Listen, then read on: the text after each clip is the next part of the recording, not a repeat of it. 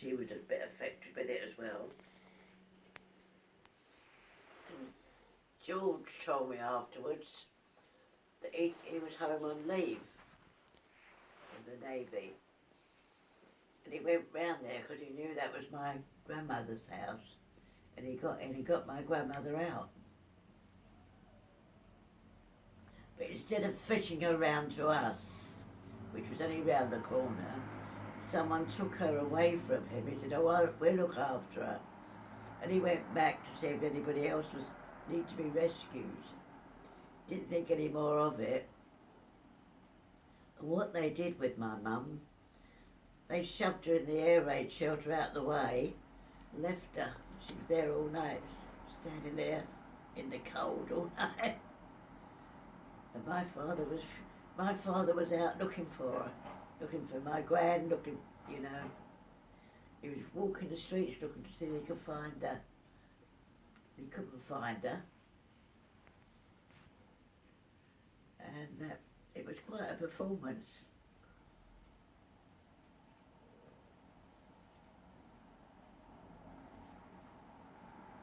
But my grandmother, she was all right, well, reasonable, but within a couple of months, she deteriorated very badly, went in hospital and died quite quickly. It had affected her. Mm.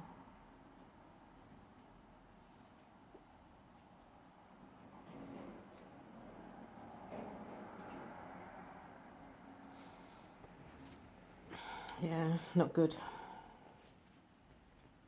Homeless several times altogether.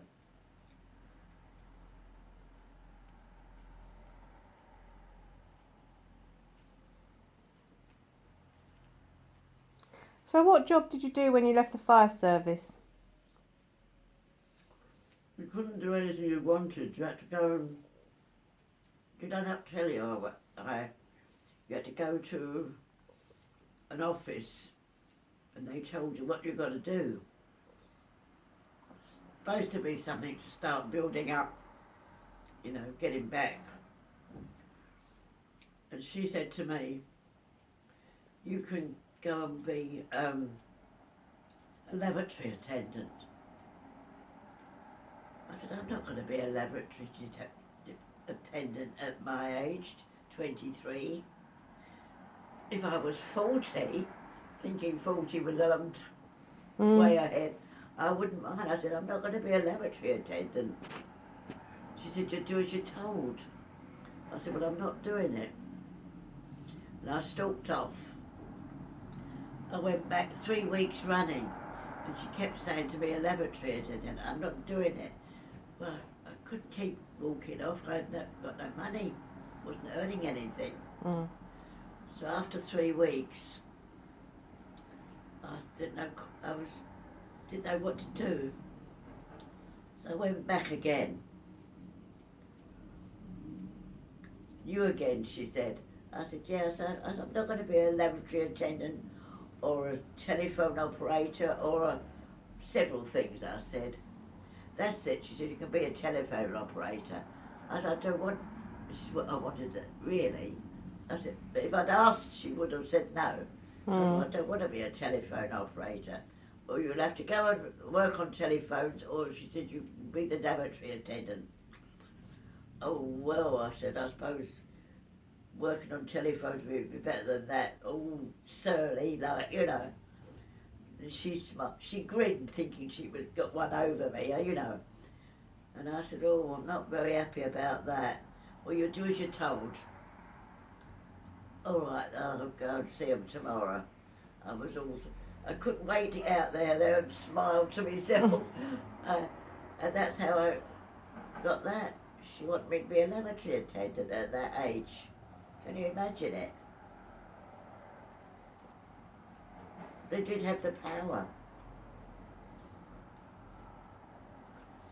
So reluctantly, I went on the telephones.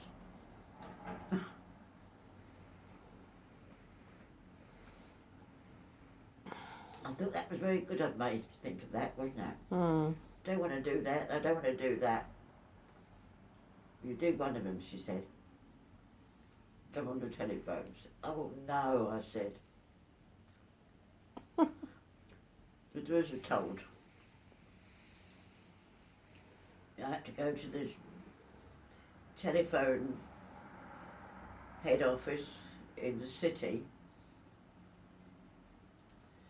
to register with them. It went on from there.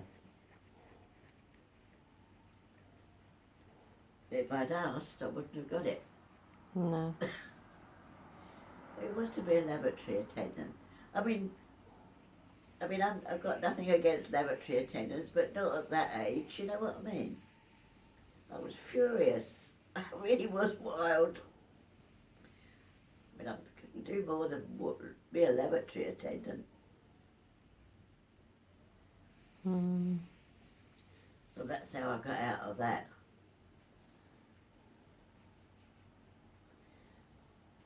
I didn't look back after that. I was all right after that. More or less till I got myself sorted out. It took a little while. And the weather was so bloody awful.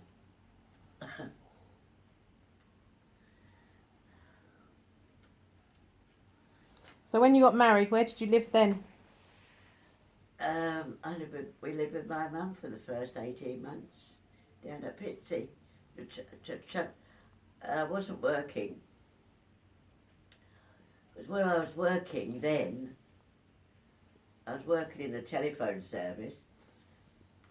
You had to be single. If you got married, you had to leave. That was what it was then. I knew several girls that got married. That's why most telephonists in the telephone service were unmarried. If you got married, you were out of the service. They wouldn't have married women. That was then, obviously. That after a while they had to change that, didn't they? But that time, if you were married. No, I wasn't married, but I was going out with George, but he was on leave and things like that.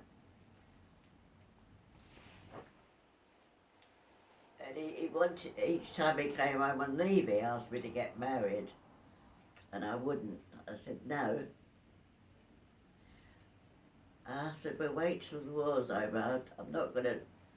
I said, when I get married, I'm going to get married. I said, I don't want to get married just for the sake of it. And I said, you and I have known, although we've known each other for so long, you've widened your horizons. You've been you're in the Navy, you've been around the world, all sorts of things. I said, and I've had things happen to me that wouldn't have happened normally before. And my life has changed quite a bit. I said, I think it's best to wait till after and see how we are.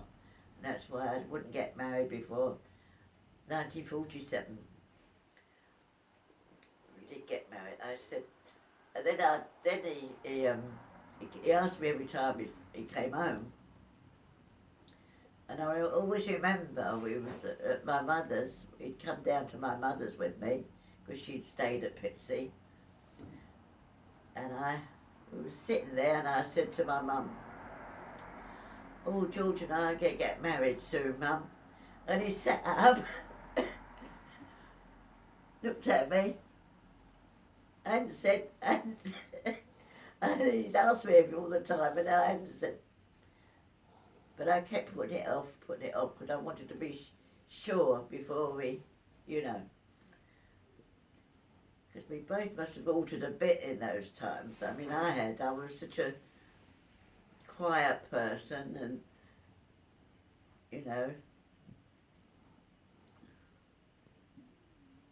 so that's why when we got married, I said, well, we're getting married, Mum.